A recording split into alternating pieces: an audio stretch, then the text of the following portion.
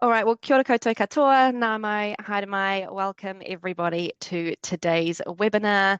This is Navigating Grief During the Holiday Season. Now, my name is Kathy. I am the Education and Events Coordinator here at the Grief Centre.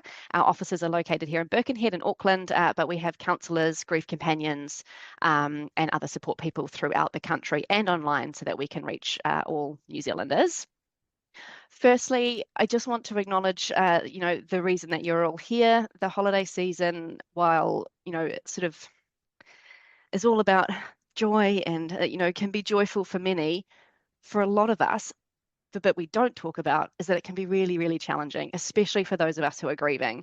And the fact that there are so many of you joining us today, whether you're live or for the recording, we have over 130 registrations today, which is just amazing. And that just shows how important it is, for us to create spaces like this where we can come together and learn and share in our grief journeys and, be part of that with each other. This webinar is presented by the lovely Sarah Robb, who's on screen with me, and is brought to you by the Grief Centre. Sarah will give you a little bit more of an introduction to herself and her presentation. I'll let her take care of that. The Grief Centre, this webinar is one of the many ways that we aim to provide support and resources to New Zealanders.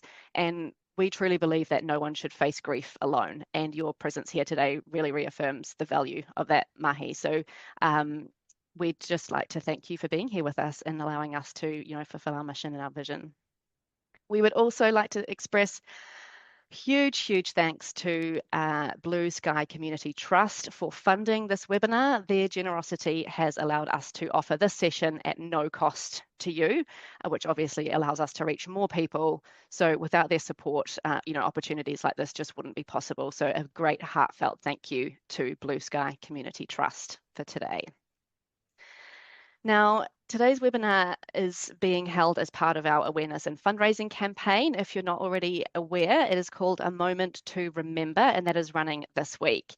And it invites us all to acknowledge, commemorate, and celebrate loved ones who have died. We know that the grief journey isn't just about getting over your loss, but it's about finding meaningful ways to stay connected to those people that we've lost. And this idea is rooted in the theory of continuing bonds, which encourages us to foster a new kind of relationship with our loved ones, even though they're no longer physically here with us. So we'd love you to join us in taking a moment to remember this week with 3 simple steps. First of all, just take a moment to think about a loved one who is no longer with you and who you'd like to remember.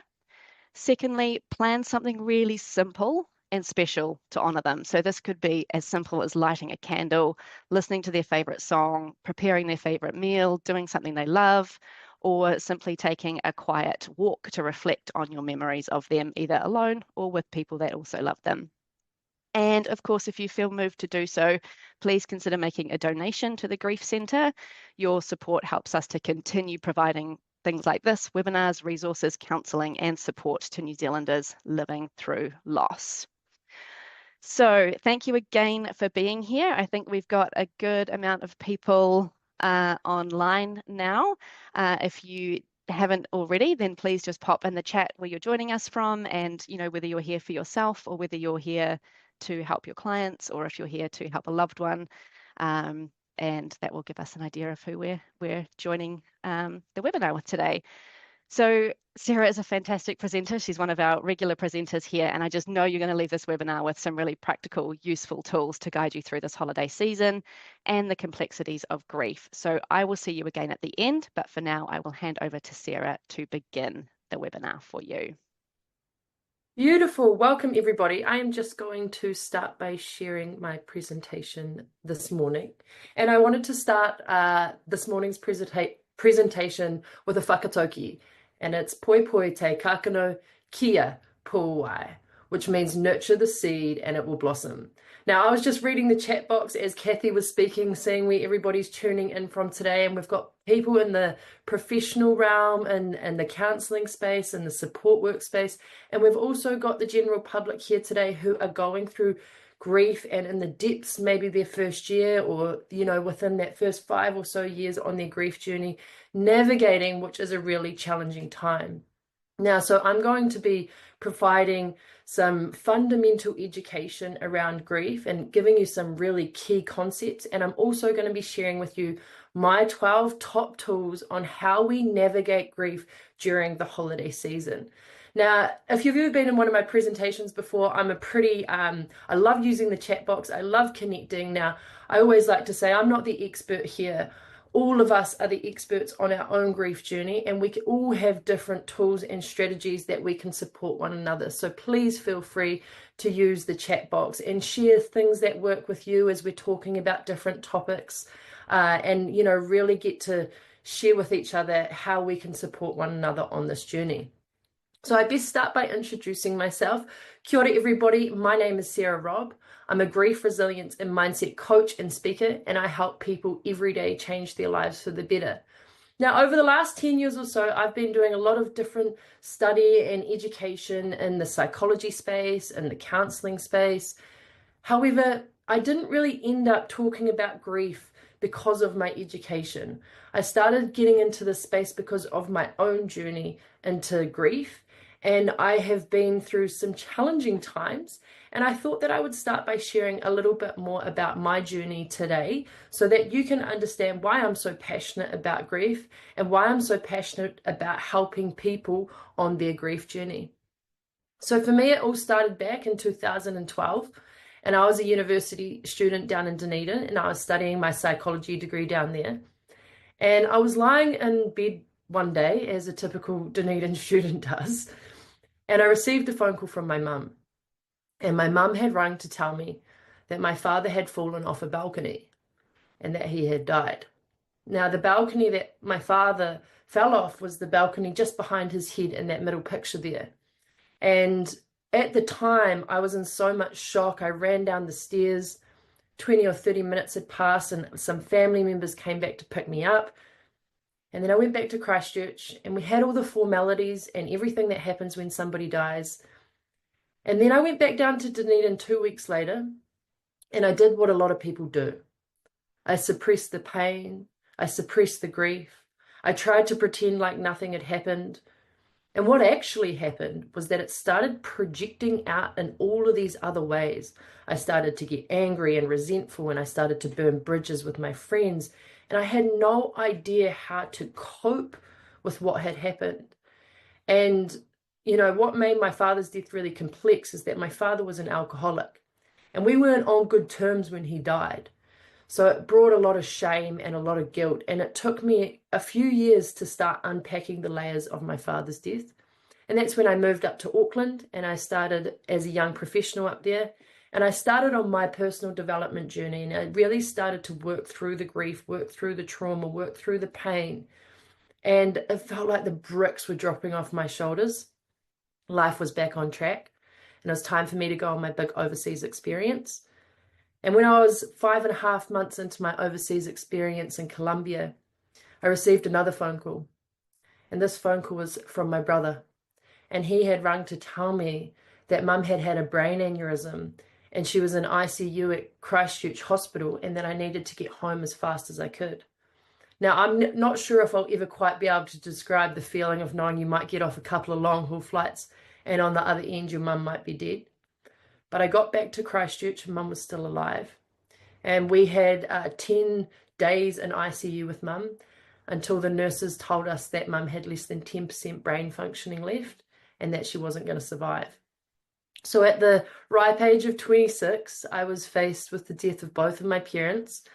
And it has really been a journey for me over the last 5 years as I have been navigating grief and understanding the holiday season. And today I really wanted to come from my personal experience and how I have navigated times like these, because they are challenging, which leads me to talk a little bit about this slide. And I put this slide up here because I think over the holiday Christmas period, I've probably felt all of these emotions. There's been jealousy, there's been frustration, there's been sadness, there's been, I don't want to hear it. Pretty much for the first 2 Christmases, like I just kind of wanted to cancel Christmas. But Christmas doesn't stop for you. It keeps going, and I just wanted to just zone out because I couldn't really deal with how to manage Christmas without my parents. And many of you on here today, this may be your first Christmas. And I really wanted to extend my love to you today and know that it is a really challenging time and you're not doing this alone. And I hope today, if you just take one thing that I say or one thing that we talk about, and just start focusing on that over the next little while, because it can be a really challenging journey. Now, I wanted to start by talking a little bit about quotes. So my journey in grief has quotes have really helped me, essentially. Many of you on here probably quotes people too, and they have really helped me make sense of my grief journey. And I wanted to start with this one today because I feel like it's really important. And it's that grief is like a fingerprint. It's unique and different for everyone. Your grief journey will be unique for you. Although we do have shared experiences, it's like a fingerprint. It's going to be your journey. And it's really important that you know that your journey may not be the same as somebody's journey in your family or somebody close to you. And you may navigate this time very differently to family or friends around you. Another great quote that I loved, and I wrote this quote really early on in my journey, and it's that grief from the outside looking in, it's hard to understand. And grief from the inside looking out, it's hard to explain. And in the early days of my first few years, I really couldn't explain to my friends or people what I was experiencing. It was like, it didn't matter what I was saying. I could never quite articulate how I was feeling. And some of you may today who are on your grief journey may also find it hard to kind of express how you're feeling at this time. It's kind of sometimes hard to put words to it. And another quote that I wanted to start with today is that the dawn of a new year brings with it challenges of facing the days without you. Each sunrise is a bittersweet reminder of your enduring absence. And for me, as the years have passed, I find the new year sometimes challenging because I'm like, it's another year without you, another year that my memories get further apart. And for many of us, it's not just Christmas that can be the trigger or that can be the painful time. It's also starting a new year without them, a whole nother year that they aren't going to be there. So if any of what I've said so far resonates with you, know that you're in the right place. And today I just wanted to share some of the things that I've learned over the last 5 years on my journey. And hopefully, as I said, one of these can be a little golden nugget that you can take with you over this Christmas holiday period. So it's really important. A lot of the counselors and support workers on here today, you'll know a lot of these important fundamentals about grief. And so as we're going through these, just be reminded, because these are really critical tools for your practice or the work that you do with people who are grieving. And if you're a griever on here today, these may be some new learnings and some key things that on my journey, as I started to understand grief and the theories around it and starting to understand some concept, I was like, oh, I'm not going crazy. Actually, some of these things explain why I'm feeling like I'm feeling. And I wanted to start by talking a little bit about grief theories. And one of the things I did early on after Mum died was I kind of just dug my head into research and podcasts and books and all of these things, because I needed to make sense of what was going on. And my way of coping at the time was to do research and to figure out what was going on and start learning about some of these grief theories. And there is a lot of grief theories. There's a lot of research out there. And I just want to consolidate it for you today and really just give you some of the top things I learned. And hopefully this will help you understand a little bit more about grief theories and grief in general. Now, most of you would have heard of the 5, now 7 stages of grief by Elizabeth Kubler-Ross. And this is some of the earliest work in the grief space. And it is outdated. Now, people, we don't really go from one stage to the next stage, to the next stage, to the next stage of grief. And a lot of people don't actually know that Elizabeth Kubler-Ross actually created this theory based on people grieving the loss of their own life when they were terminally ill. And as I start reading research around grief, it's very important to know, like, a lot of people bag and take this theory down And yes, I believe it is an outdated theory. However, I really take my hat off to Elizabeth Kubler-Ross because she was one of the founders of some important research in the grief space. And this research has really allowed us to build into other theories. So whilst grief isn't necessarily like the stage-like model, like many of us have been taught, the work of Elizabeth Kubler-Ross has really allowed a lot of other grief research to be expanded upon. Now, instead of it being like a stage-like model, for me, this image is how it's been for me. I don't know how it may have been for you, but we're kind of taught that it's like you go here and then you go to this stage and then you go to this stage. Many of us taught about the wave, and that I do experience the wave. But for me, within the first year, 18 months, it was more like this bottom image here. It was like back, forward, roller coaster, up, down, confusing, chaotic, cloudy, couldn't make sense of my words, couldn't make sense of my thoughts. And so if you're experiencing that or have experienced any of that, I just wanted to let you know today that's natural and normal and it's okay. It really is a roller coaster journey, grief. And if you have never experienced it before, it can be very confronting because it can be very hard to get your head around. So that's a little bit about the stages of grief theory and how really we don't have stages of grief. We can feel all of those emotions, but they don't necessarily come in this exact order. Some people don't experience all of those emotions, and that's okay, natural and normal as well. Now, along my journey and along my pathway of understanding grief, I came across this other grief model, which many of you who are in the space would have heard of before, and it's called the dual process model by Strobe and Scott. And I feel like this model has helped me understand a little bit more of how grief works. And what they talk about is they talk about the two different kind of buckets or sides. We've got the loss orientated side and we've got the restoration orientated side. And the loss orientated side is when we are in the emotion, when we're doing the grief work, when we're on webinars like this or reading books, and we're in that space of the grief and we're really in the emotion of it, or, really processing. Then they've got the loss orientated side. And this is when we're doing our day-to-day, going to work, we're doing things in life, whether it's going to the gym, and we're kind of taking reprieve from the intensity of the loss.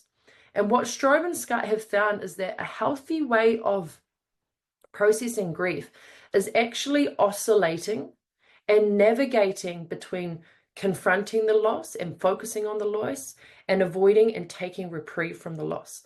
When we're so focused on the loss and really in it for long periods of time, it's so energy draining. And I know for me, like sometimes I just needed to take a breath and come out and get some reprieve. For me, that would be things like, going to the movies, going with a friend for a walk and not talking about it for a bit because I just needed to take a little bit of a break from the intensity of it all. Hopefully this model resonates with some of you, but it's normal and natural and a healthy coping strategy to take some healthy reprieve from the intensity of grief. The thing with the holiday period, though, is that it's everywhere. Christmas is in our face. It doesn't matter what shop you walk into, what social media thing you're following, your emails, it's everywhere. So I encourage you to think over the next month or over the next little while, how can I take a little bit of reprieve from this? For me, in the first year or so, I really avoided the shops and I didn't want to go to Christmas parties and I didn't want to be in those spaces.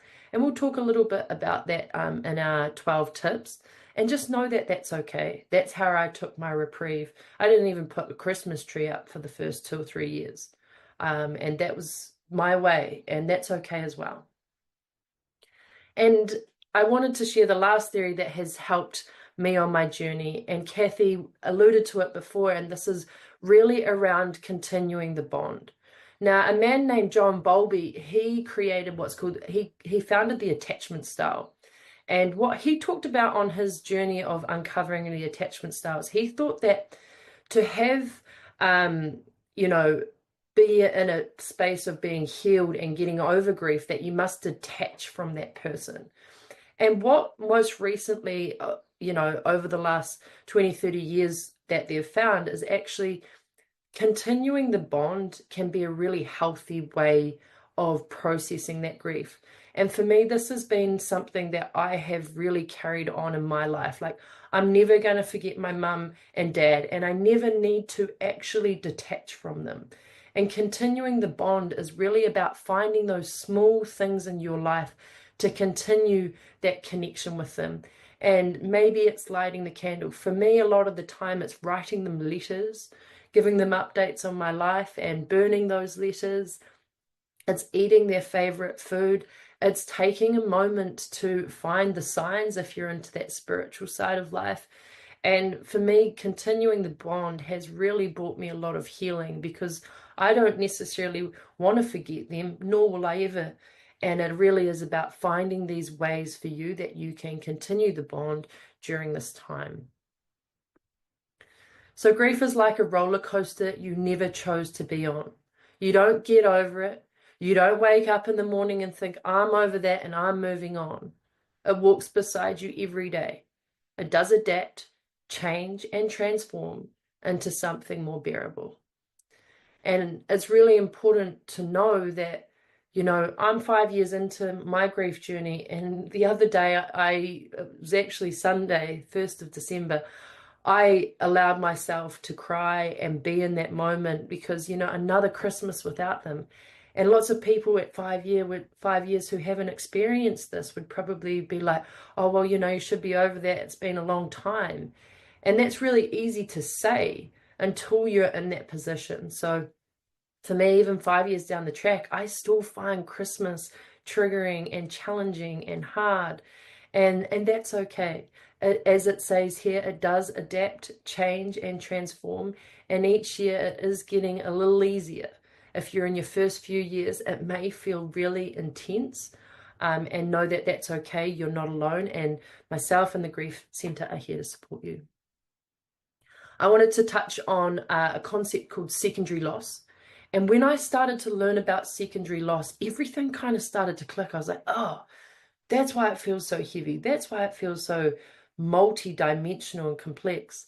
So for those of you who don't know what secondary loss is all of the other losses that come alongside the primary loss. So the primary loss is the person who has died. That is the primary loss.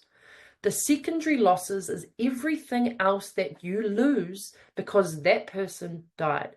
For me, secondary loss is no birthday presents, no Christmas presents, not getting text messages, not having people show up to graduation, not having a mother or father at a wedding, losing my family home.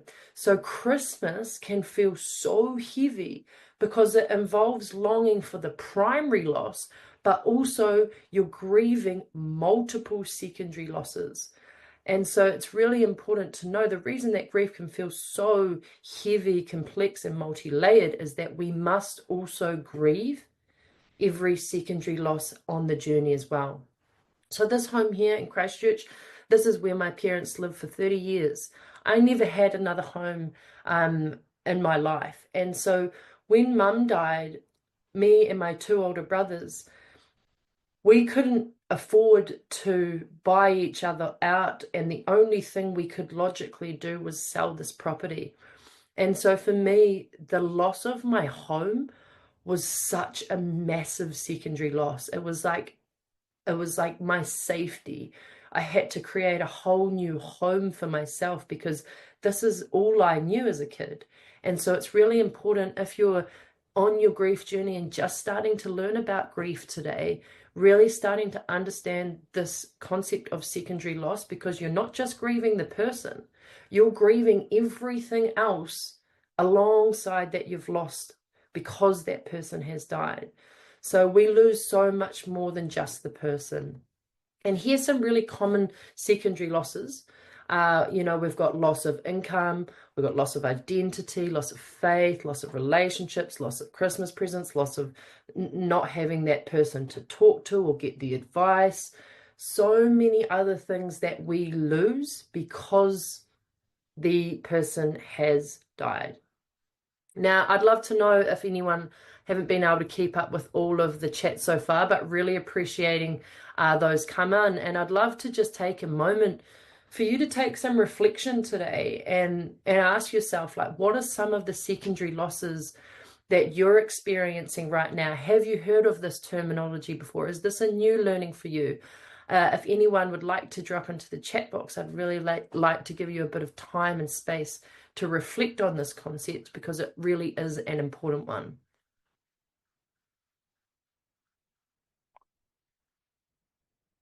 Let's see if we get anything come in. Oh, there's lots of messages. Amazing. I see some secondary losses here. My training is called associated losses. Thank you very much, Joanna. Appreciate that. So many of you on here will understand now that we've talked about secondary loss, having a look at what secondary loss is for you. Now, I didn't have this in the presentation, and it's just popped into mind. I'm quite an intuitive person, and I wanted to speak into it a little bit today. But about a month and a little bit ago, I lost my coach. He died, and it was a really interesting time. It's kind of like when your therapist dies or your coach dies or somebody that you're not necessarily a family member, but somebody that you highly respect and somebody who's taken you on your journey. And I was watching some of his content, and he was talking about, we always focus on the loss because that's the space that we're in, but you cannot have loss without gain. And one of these kind of new learnings that I'm taking on at the moment is, yes, I've lost my parents, but what did I also gain? And for me, it was really around, wow, I have gained the ability to water ski. I've gained so much from having those people in my life. And I just wanted to kind of put this in here as a little side note today, is that you can't have loss without gain.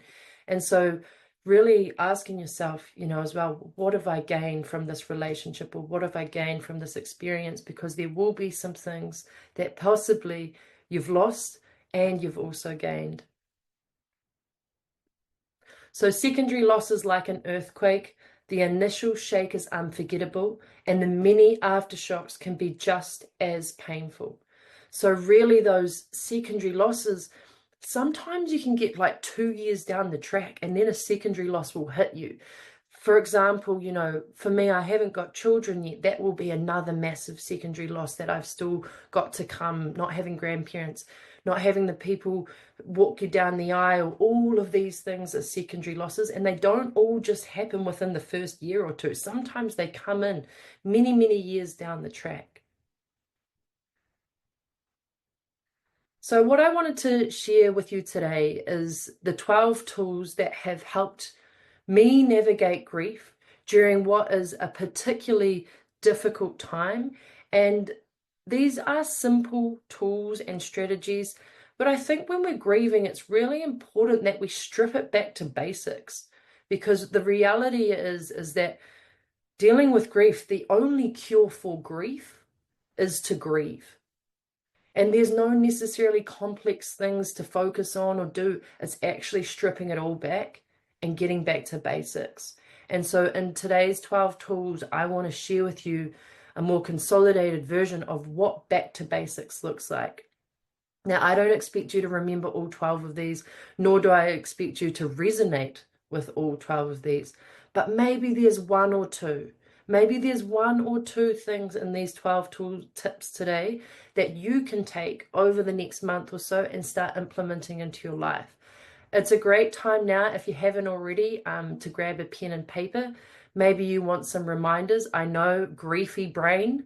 If any of you resonate with griefy brain, it's foggy, it's confusing. Sometimes you'll get off a webinar like this and then 2 hours later you'll be like, what did she say? Because it's hard to retain things. So if that's you, or if you're in the depths of grief right now, maybe grab a pen and paper. You will also get the recording of this available to you, so you can come back at any time. But it is a great time to write your own notes as well. So the first tool and tip for me is really around acknowledging your grief and not suppressing it.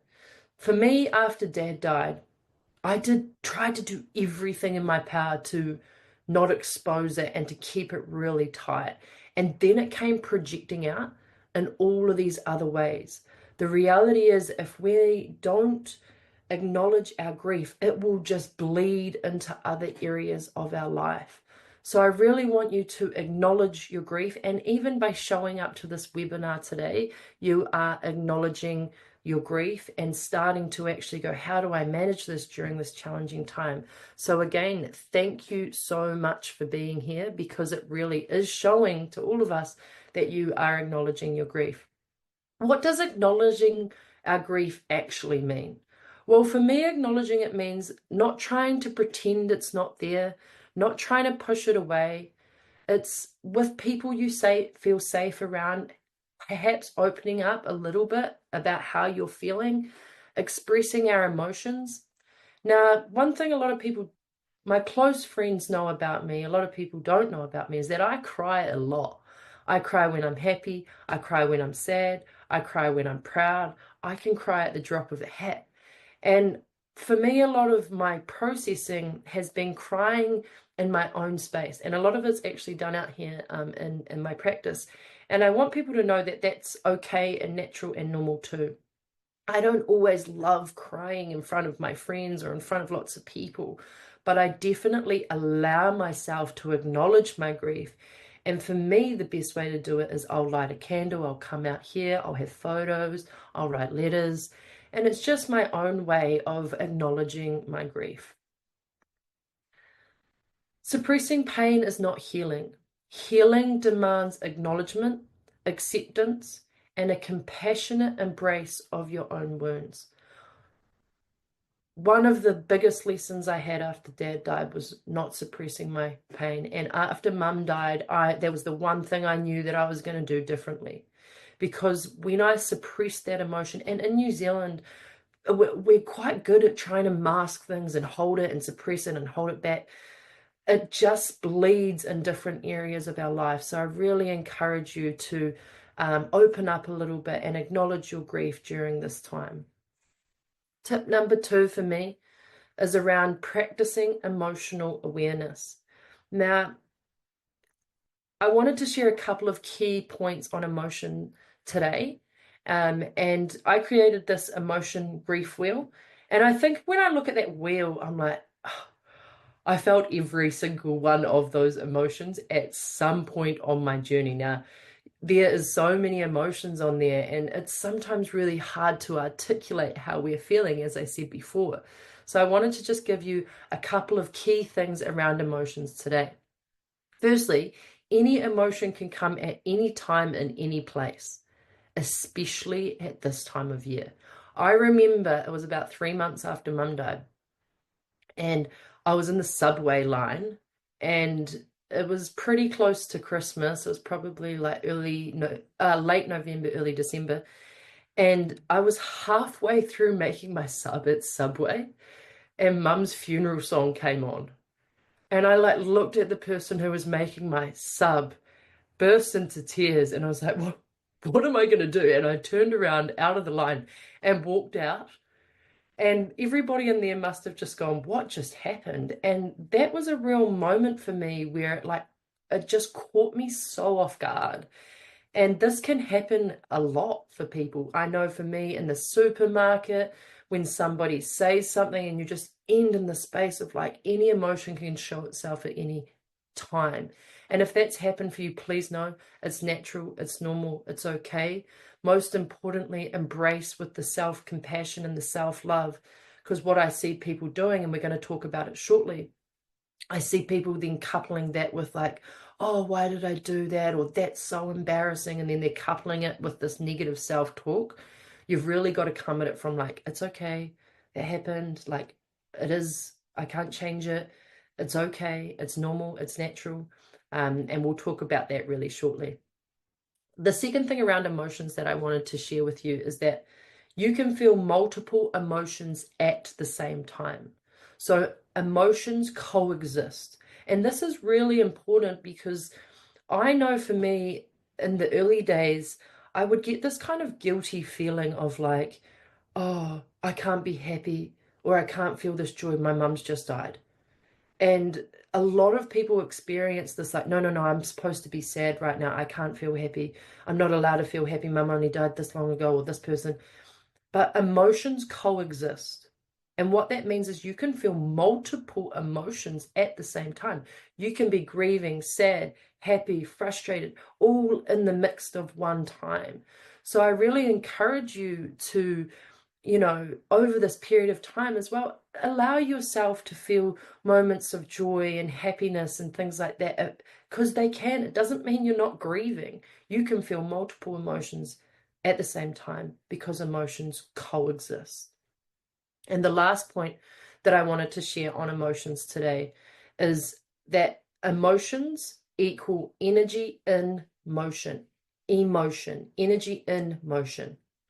What this means is that emotions are energy in our body.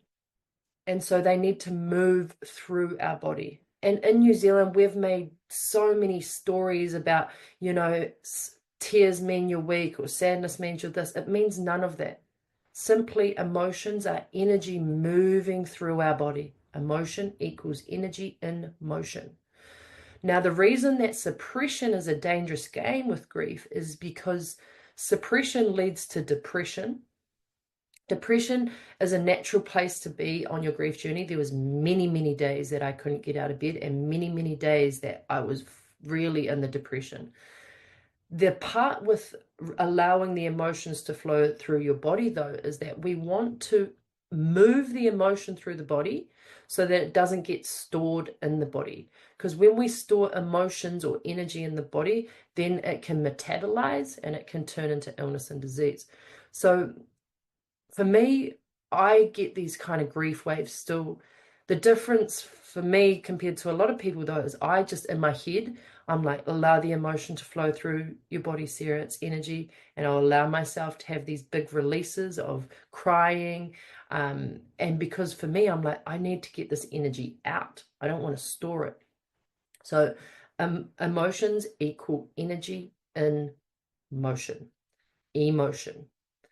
I know when I learned that on my grief journey, I was like, that makes so much sense. And now I feel better about having these kind of episodes of allowing it to move through my body, because I know that doing that is healthy. And that leads me to this quote, is that we must feel our pain in order to heal our pain. The only cure for grief is to grieve.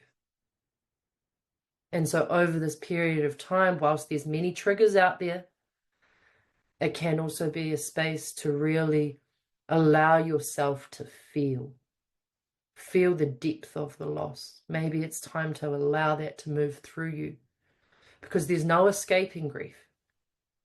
You can't just run away from it. The further you run away from it, it'll start showing itself later down the track in different ways. And for me, I knew that when Mum died because I'd experienced it before. And I was like, I know I've got to do the grief work. I know I have to go and heal this, because otherwise it will bleed everywhere. Really important. Now, many of you may know this, and many of you, this may be a new concept. And we've got intuitive grievers and we've got instrumental grievers. Now, this is the work of some leading grief experts, Terry Martin and Kenneth Doka. And what they talk about is the intuitive griever and the instrumental griever.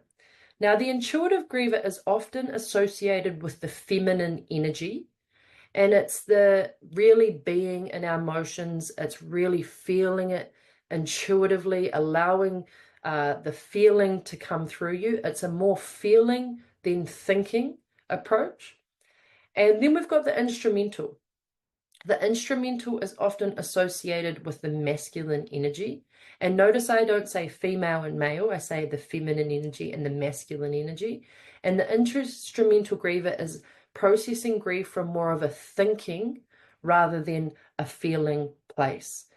And for me, I've been a mix of both.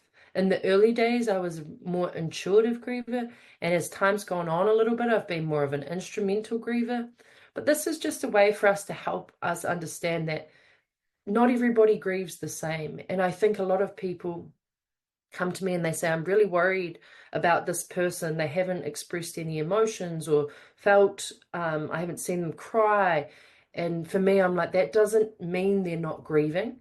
They may be an instrumental griever and they may be processing it through active doing things, whether it's out and about, whether it's in the garden, and it can be really processed in the thinking as well, not just in the outwardly expressing of tears and emotions. So that's a little bit about emotional awareness so far. I'm just going to take a little minute of to see what we've got here. I love your explanation of emotions coexisting. This really resonates with me. Thank you, Gemma. Yeah, it is so important at this time to know that emotions coexist. It's not one or the other. You can have both. For me, tip number 3, let go of the shoulds and shouldn'ts. And when I was going through these tips, preparing for this, I was like, most of these tips aren't just at this time of year. A lot of them, I'm like, this needs to be a life thing as well. I hear so many people, I should be doing this, I should be getting this done, I should be showing up, I should be happier, I should be able to put a smile on my face. Oh, I shouldn't have done that. I shouldn't, and we should all over ourselves. And my reminder to you today is create the awareness around this. Because at this time of year, there's no need for the shoulds or shouldn'ts. It's a time for you to navigate this however you feel is good for you. You don't need to be anywhere. You don't need to do anything. You've got to look after you. So I really encourage you to catch yourself. Has anyone on here want to drop into the chat box? Can you catch yourself doing this? You know, have you ever caught yourself saying, I should do this or I shouldn't do this, especially this time of year? I should go to that party. I should turn up to this event. I should go to that barbecue.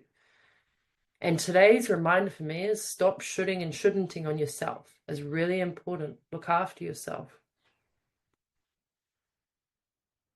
Tip number 4, related to the shoulding and shouldn'ting, is drop expectations and meet yourself where you're at. And I think this whole stress around Christmas and this time of season, we put these expectations on ourselves a lot of the time subconsciously, and these expectations lead to disappointment. If you want to cancel Christmas this year, cancel Christmas this year. It's okay. As I said, I didn't have a Christmas tree up for many years. I didn't even want to go to the shops. I didn't want to see anyone. I didn't want to talk about it. That was my way of coping, and that's okay. So I really encourage you to drop the expectations. But before you drop the expectations, you almost have to have enough awareness to catch that you're putting expectations on yourself. And, you know, sometimes at this time of year, we kind of go into this tunnel vision. It's like, just get through to the end. And then we're not aware of the expectations that we're putting on ourselves. So I encourage you to take some time for reflection. I encourage you to zoom out and go, well, where am I shoulding on myself and shouldn'ting on myself? Where am I putting these unspoken expectations of how I should be showing up or not? And create awareness around this. Very, very important. And of course, related to all of this is boundaries. Now, in my early days, I was no good at boundaries. I was the biggest people pleaser. Some of you on here will be people pleasers. I mean, I think it's about 1 in 3, 1 in 2 probably. And I wanted to speak a little bit into boundaries today because it's one thing setting a boundary. It's a totally other thing upholding that boundary. I was really good at setting boundaries. Well, I feel I'm good at setting boundaries. Upholding them though, whole nother thing. So, you know, what boundaries do you need during this time? Is it boundaries with friends? Is it boundaries with family? Is it boundaries with yourself? And if you're somebody who's not great at setting boundaries, here's your reminder. The most important thing that you do at this time is look after you. That is the one thing. Just look after you. Don't need to please anyone. You don't need to show up for anyone. What you need to do is be there for you. So many of us on here, here's your reminder. Boundaries are critical. Setting them, one thing. Upholding them, another thing. And today I wanted to share with you a couple of the common phrases that I use. I know that boundaries, it's still a work in progress for me. So if it's work in progress, many of us on here, who relates? Does there anyone want to drop into the chat box? Do boundaries a topic that you feel, yeah, I need to work on that, or I needed to be reminded how important boundaries are? Would love to know if anyone wants to drop in the chat box how you feel about boundaries while I take a wee drink.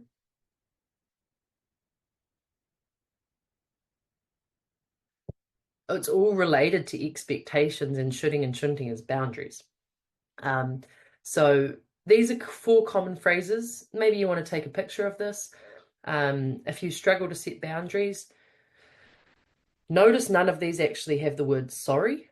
And I'm really deliberately, intentionally made these. So it's not sorry, I can't come. It's thank you for thinking of me. I'll have to pass this time. I really appreciate the offer, but I am prioritizing my, whatever it may be, my health, my family, my personal time at the moment. I can't take this on right now, but thanks for thinking of me. This isn't something I can commit to right now. Now, here's just 4. There's multiple other things you can say. Some people have said to me in the past, I don't have very good boundaries and I don't know what to say. And so I wanted to put this in here today. If you are one of those people, maybe creating something around one of these or your version of this, because boundaries are critical. And at this time, as I keep coming back to, you are the most important thing at this time. Amy, I'm a huge people pleaser and also put high expectations on myself as a mother. Okay, great awareness. Now I want you to think, how can you take what I've said today and start dropping some of those expectations, meeting yourself where you're at, letting go of the shoulds, being kind to you. Because if you want to be a great mother, and I'm sure you are, it's actually about filling your own energy cup first. And then you give from the overflow. We should all over ourselves is my new favorite quote. I love that. Okay, so number 6 tool from me is embrace vulnerability. And I don't say this lightly, because I know vulnerability is an extremely hard thing to do. And I know because I've found it extremely hard. And I'm not here to say, hey, go and be all vulnerable. And, what I'm saying is certain people in your life, allow them in. And, vulnerability is not a sign of weakness. Actually, vulnerability is the ultimate sign of courage. And if any of you are on your early in your grief days or wanting to understand some research that I just binged when I was early on in my days, was the work of Brene Brown. Now, many of you will know who Brene Brown is, and if you don't know who Brene Brown is, this may be some research that you want to start unpacking. It's not directly related to grief, it's directly related to vulnerability and courage. And I wanted to share a bit of Brene's work today because she is like my hero, and for many of you on here probably is too. And she shares this: vulnerability is not winning or losing. It's having the courage to show up and be seen when we have no control over the outcome. Vulnerability is not weakness. It's our greatest measure of courage. And for me, one of the reasons I share so much about my journey and my experiences is because it's not weakness, me sharing these things with you. It's helping build connection. It's a courageous thing to stand up and share or share a little bit about what I've done or how I've got to where I am. So I want you to consider over this period of time, is there a few people, maybe it's just a couple of good friends, that you could open up to a little bit more and share with them the challenges that you're facing. Maybe sharing a little bit more about how you're feeling. Because vulnerability creates connection. And one of the things I've found as I've gone into this journey as a coach and a speaker and a counselor is that I have people come up to me afterwards because I've shared my journey, and they create a connection. We create connection because they go, oh, I've also lost my mum, or my father was also an alcoholic. And from doing that, we build this beautiful connection. But if you hold all of that inside, you also sometimes limit your ability to connect. Now, I'm not saying you have to go out and spread this out. What I'm saying is there are a few people in your life that you could just open up to a little bit more. She also shares this beautiful quote. I could do a whole presentation just on Brene Brown. She doesn't know I'm a super fan. Owning our story can be hard, but not nearly as difficult as spending our lives running from it. Embracing our vulnerabilities is risky, but not nearly as dangerous as giving up on love and belonging and joy. Only when we are brave enough to explore the darkness will we discover the infinite power of our light. Incredible quote. We have to go into the darkness to find the light. And for me, I share that because the darkness is a hard place to be, but it is where you will find the light. And if you are interested and you don't know who Brene Brown is, I've put this slide up for you today. Maybe these are a couple of things that you could start binging as well. Brene Brown on Netflix, The Call to Courage. If you've seen it, you probably loved it as much as I did.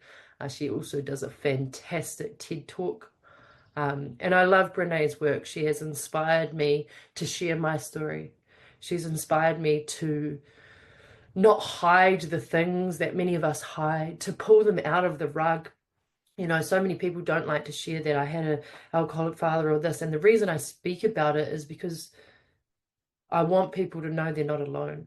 And for too long in New Zealand, we've swept things under the rug. We've swept grief under the rug. We've swept alcoholism under the rug. And it's my time to shine a light on those so that we can help one another who are facing challenges in this space. Tip number 7, become aware of your energy. Now, grief is like, if I was to put a picture, it was like just one big hole in a bucket like this. Like it just kind of goes in, pours out. Grief can be very energy sucking and energy draining, and it can be really challenging to continue to fill up the cup when grief is just instantly pouring it out. Like feeling your emotions is energy draining. Crying can be energy draining. Speaking about it can be energy draining. And so one of the tasks or tools that I encourage clients to do is this one. And if you are a practitioner or a counselor or a support worker, this may be a little nugget that you want to put into your toolkit when you're working with someone who's grieving. And it's a really simple exercise. Draw a line on the piece of paper, and on one side, what drains your energy, and on the other side, what gives you energy. So what drains your energy? Grief, overthinking, people pleasing, comparison, bad, unhealthy foods, alcohol, whatever it may be on that. And then you got to think, okay, what gives you energy? Nature, swimming in the ocean, journaling, happy music, spending time with good friends, healthy, good foods, you know, what gives you energy. And then the reality is that we need to do our best, especially at this time, to be aware of what's draining us and intentionally creating some of the things that give us energy. Number 6, just for you, Lynette, was embracing vulnerability, and it was around allowing yourself to open up a little bit to people around you, because vulnerability is a courageous act and vulnerability creates connection.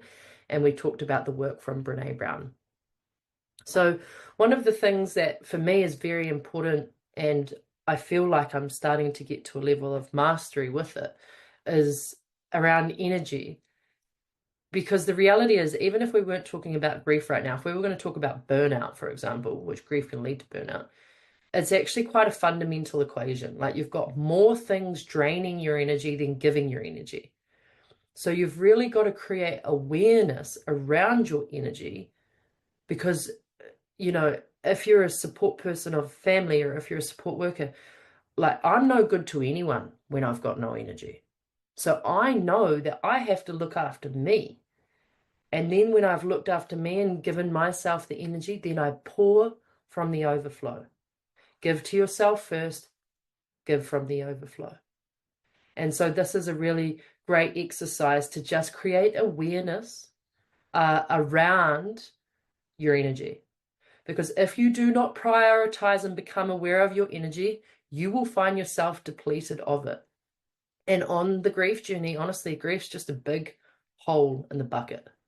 And so you've got to be aware and knowing when to step back, knowing how much you can take on, being able to say no, because your energy, for me, my energy it's like religious. It's like I protect it because I know without it, I don't have a business. I can't show up and do what I have to do today if I've got no energy. I'm no good to my clients because I've got no energy. So give to yourself first, give from the overflow. Energy is everything. It is contagious, both positive and negative alike. The things you do and the people you surround yourself with will either give you energy or drain your energy. Choose wisely. Especially at this time of year, many of you will probably have those people, family, friends, like just energy vampires. You've got to be aware of that. You've got to know when to say no because energy is really, really important. Yesterday on one of my stories, I was also talking about collective energy. And at this time of year, there can be this collective stressed energy. You'll feel it when you're out on the road driving or when you're at a mall or when you're in the shop. Often there's this collective stress. And it's because energy is fundamentally contagious. And so for me, it's like I don't want to buy into the collective stressed energy at this time. And so for me, it's about creating awareness around that, starting to apply some of these tools that we've talked about today, because so many people get really, really stressed at this time of year, and it can be contagious. Energy vampires. A new nickname for a few people now. Love that. Amazing. All right. So coming to the last 4 tools from me today is number 8, staying connected however feels good for you. And one of the things I really wanted to share today, and this is related to the continuing bonds theory, is like honor your loved ones, but don't feel obligated. It's okay to let go of traditions that feel overwhelming or they don't feel meaningful. It's okay to let those go. Don't feel obligated. However, if there's traditions or if there's things that are going to allow you to form a connection, even if it brings up some emotion, then allow yourself to connect. Maybe it's the food. We always have lamb at Christmas. We had lamb. And so lamb and seafood was our family meals. So for me, it's always, we follow the same traditions of like, we'll always have lamb, we'll always have seafood, we'll always have a pavlova. And Christmas for me really is also, it's not always about the presents, it's about the people that you're in the presence of. And that's probably what I've found the most challenging is it's like I don't always know how to manage because not having parents, nobody organizes Christmas. So for me, it has been a challenge with my brothers on like, okay, what do we do? How do we figure this out over the last few years? And we've been on that journey of figuring that out. And yeah, for me, it's the small ways that I honor my parents. Maybe it's a certain Christmas decoration. For me, it usually is related to candles, letters, food. So do whatever feels good for you, but also don't feel like you have to. Don't feel obligated to. If it feels meaningful and is going to create connection, go for it. Tip number 9. My counselor suggested for me to buy a present for my mum and put it under the tree and buy one for her to me to do the same. I love that. I hadn't mentioned that, Amy, and I buy myself a Christmas present from mum every year. Just a little bit for me. I sometimes treat myself and I think that's okay. I'll choose what present it is and I'll go, hey, I'm getting myself for that. So I really love that. A beautiful idea. Thank you very much for sharing with everyone today, Amy. Number 9 for me is surround yourself with people you love. And it doesn't always have to be family. I've had challenging times with my family. as many of us probably have. My family is not the first people I go to when I need support. It's my friends, and you know, you've got to think like, who's that tight network? Who's that 2 to 3 to 5 people that are in that space? Spend your time with them. Choose good company. And the most important thing right now, related to surround yourself with people you love, is people can't read your mind. And I learned this on my journey. One day, my partner and we've been together 12 years, probably the first year Mum died. We were having an argument. And he turned around and he said, "Sarah, I can't read your mind." And in that moment, it kind of clicked for me. I was like, okay. He's like, "I need you to tell me how I can help, or how I can best support you right now, or what I can do, because I'm feeling helpless and I can't read your mind." And I really just wanted to share that today, because sometimes we're in this space and we're grieving and lots going on, and we're not actually communicating it outward. We want support, but sometimes we're not asking for what we need. And so I really just wanted to share that, because there's probably some people on here today who also possibly are unaware that people who are trying to support us sometimes don't know how. And it's important that we learn to ask for what we need, ask for what's going to support us or nurture us during this time, because they are not mind readers. I mean, we can't expect them to be mind readers. I know we've been through a lot today. Hopefully you've just taken 1 or 2 things that's helped. Of kind of giving you my kind of full toolkit here. Hopefully some of it's resonating. Most importantly for me is this one. And it's finding the small magic moments, the glimmers, and focusing on the present. Now, early on in my journey, I uncovered something that was pretty profound and helped me heal. And I started to realize that we've got this timeline, past, present, future, and grief is heavily based in the past and in the future. Past, we're mulling over, I should have done this, or what if I got to the doctor earlier, or what if we did this, maybe they'd still be here, and we navigate in the past. We also go out to the future in our brain a lot too, is, oh no, what happens if this happens, or the worst case scenario. We go into overwhelm and anxiety. And for the first 18 months of Mum dying, I navigated between the past and the future in my mind, living in the past or the future. And I was reading this book at the time, The Power of Now by Eckhart Tolle, and it talks about learning to live in the present. And a lot of people talk about, be in the present, although I don't know if people truly fundamentally practice this, because it is a practice. And so this one day I was going for my walk and I was like, okay, I'm going to practice this. And so I started walking around Hagley Park, and I started doing things a little bit differently. I started slowing down, and I would watch all the birds, and I would watch the butterflies, and then I'd have big flocks of birds fly over my head, and I would watch them right till they were out of sight. And I did this every single day repetitively. I still do it to today. And what I realized at this very important moment was that we are nature. Nature is not something separate from us. Everything lives and everything dies. And the most important thing you have is the present moment. For any of us who have experienced death and grief, we know firsthand the fragility of life. It can be gone in a second. And that's why I encourage you to really think about how you can practice living in the present over this period of time. We spend so much time in the past and the future, and we are completely missing the small magic moments, the beauty in the sunrise, the calm ocean, the sand under our feet, the feeling of the sunshine on our skin. All of these small things, they are truly what helped me heal.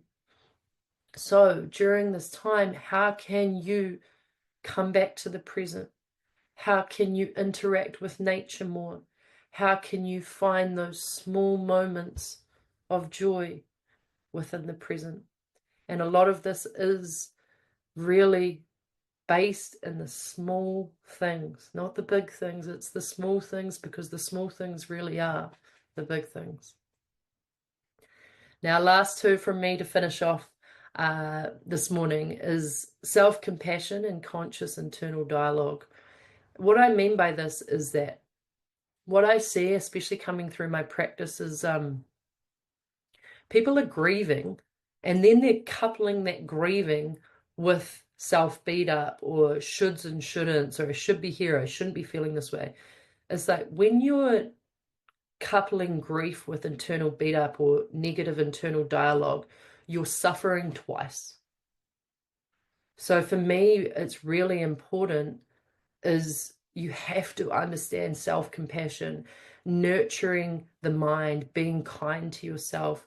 You know, when I'm in these grief spaces, it's not, Sarah, why are you feeling this way? Or you should, it's been 5 years, get over it. None of that's going on. For me, it's just really like, it's all right. Allow the emotion to flow through your body, Sarah. You are grieving because you loved. You still miss them. You'll always miss them.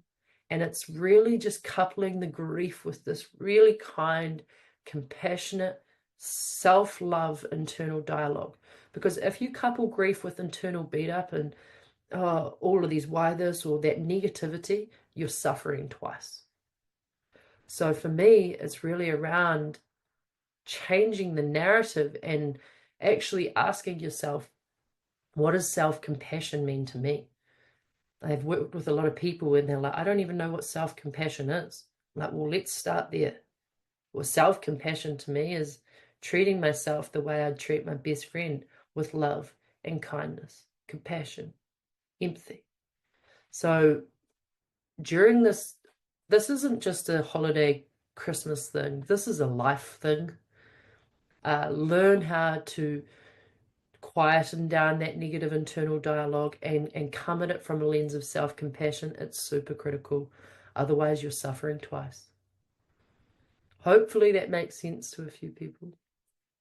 And the last one from me today is reflection and the power of micro goals.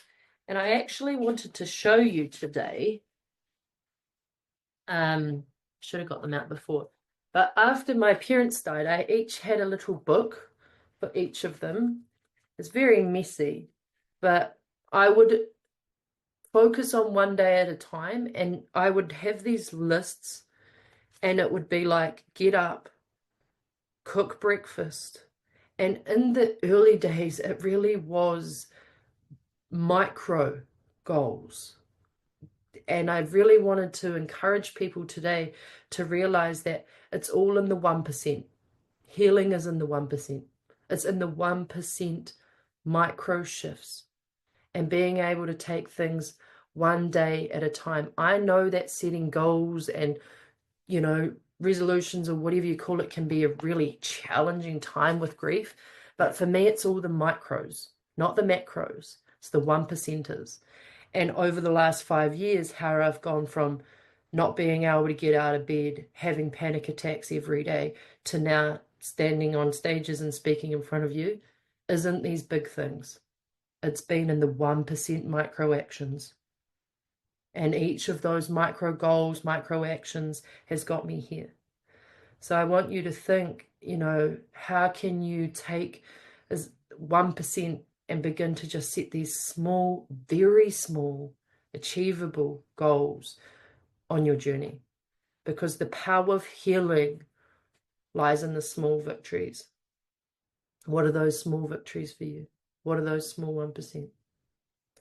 So those are my 12 tips, tools, and strategies that I use during the holiday season. And before I share a little bit of a wrap up today and open up to Q&A for 5 minutes, I would love to know which one you found the most interesting, or which one you feel you resonate with and are going to work with over the holiday period. Drop into the chat box what resonated or what you're going to work with over the next little while. Would love to know what resonated the most.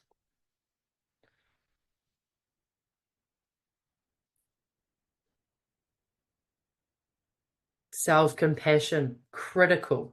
If you master anything, master that. I feel like I've mastered self-compassion. Being kind to yourself. People know it as a concept.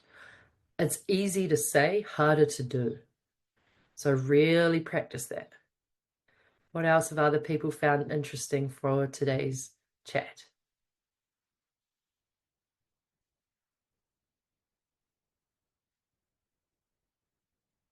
Small steps, the 1%, love that. Thank you very much, Wendy. I think the energy saving is important for me. Protecting yourself and your energy, critical. Embracing vulnerability. Dropping expectations. Being aware of your secondary losses. Hopefully today you've learned something, or you've taken one thing, just one thing from today's talk. I wanted to finish on this reminder, and it's that grief is never about moving on. I hear people, when am I going? Just move on. It's not about moving on.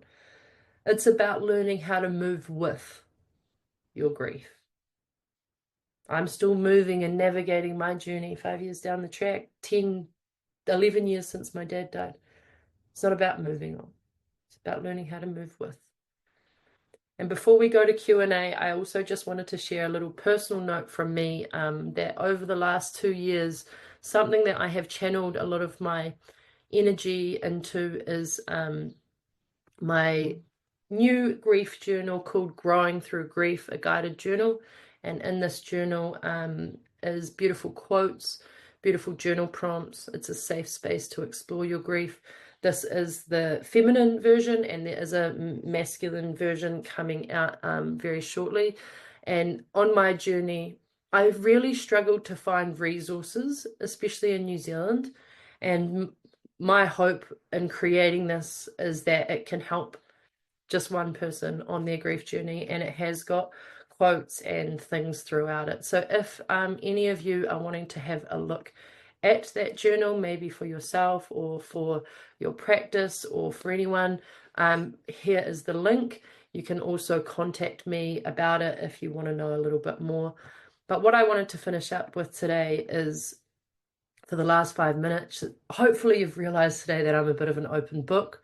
I share vulnerably about my journey, and I believe that by being authentic and vulnerable, I can help in different ways. So Q&A, you can ask me anything from how I've navigated my journey to anything I've experienced along the way. So really wanted a chance to open up to Q&A today, and would love to answer anyone's questions. I love that. I will be going back to my team of help operators and making sure they are acknowledging their secondary losses. Amazing. I love that. Thank you so much. Will we get a copy of the slides, please? Yes, I believe so. I also believe you'll be able to get the recording if you want to share that with family, friends along the way, and that will be coming out afterwards. Hopefully you found something today interesting. Has anyone got any Q&A that they would like to ask me today? I know that you need a little bit of time to type. I'm not sure. How does one navigate loss and grief when the person is still alive and has betrayed you and the bond is served at the great? So great question. A lot of what we've talked about is still really valid for when the person is still alive. And interestingly, I was grieving the loss of my dad with his alcoholism, and he was still alive. So it's really around those key fundamentals, as well as like the shoulding and shouldn'ting on yourself, expectations, boundaries. Oh, boundaries is the most critical one. And knowing that we still grieve when people are still alive. And the concept that I actually do a whole nother webinar on is called disenfranchised grief. And this is when our loss often isn't acknowledged by society because the person is still alive, and it can fall into different categories. So The grief is profound. Yeah. So, I mean, some of the tools are still relatable to when the person is still alive. And it really is around the boundaries, the expectations, and also, again, looking after yourself, allowing yourself to process that emotion, and doing all of those things that we have spoken about today as well, because they are actually important, even if they are still here. Copy of recording. Yes, please. Please, may you summarize the acknowledge secondary losses. Again, Morgan, yes, absolutely. So we have the primary loss, and the primary loss is the death of the person. Secondary loss is all of the other losses because the person has died. So the secondary losses are the things you lose because that person has died. So I lost my family home because my mum died. I lost never having Christmas presents, birthday presents, text messages, not having grandparents for my children one day, not having people, to come and support me on the sidelines of my sports game. All of those things are secondary losses, and we must grieve each and every secondary loss as well as the primary loss. Usually on the grief journey, you're grieving the primary loss and possibly multiple secondary losses. It's why it can feel complex. It's why it can feel multidimensional and really confusing, because you're grieving multiple things at the same time. Hopefully that explains it for you. Love the Disenfranchised Grief Seminar. Thank you for coming, Jenny. Appreciate you being here today.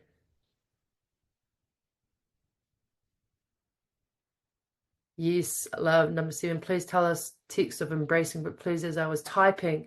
Okay. Lynette, in terms of embracing vulnerability, the key takeaway here was around allowing yourself to open up to certain people and be a little bit more vulnerable, share with them how you're feeling, open up to those people that you feel safe with, because vulnerability creates connection. And on my journey, starting to be vulnerable is a really courageous act. In New Zealand, it's always been, hold it together, put your balls up. And so that was really around just starting to open up and be a little bit more vulnerable. Boundaries are good. They still have expectations, and that is challenging. 100%, James. I want you to be aware of your energy and continuing to do your best you can to fill up your energy bucket. And I know that it can be really challenging when children also have expectations. Thank you for sharing today, and thank you for being here.